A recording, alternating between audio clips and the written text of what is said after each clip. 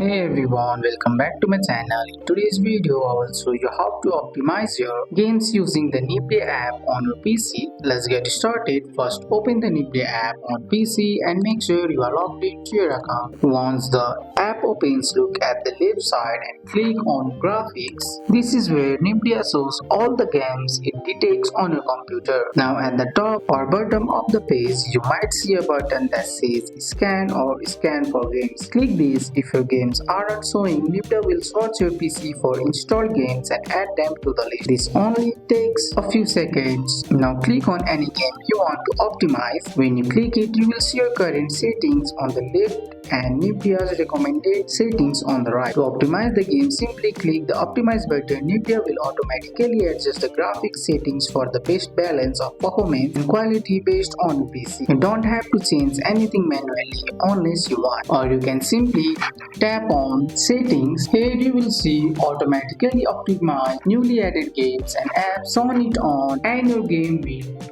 optimize automatically, and that's it. Your game is now optimized and ready to run smoothly. That's all for today's video, guys. I hope you guys liked. If you found this video helpful, drop a like, subscribe for more videos. Thanks for watching. See you in the next one.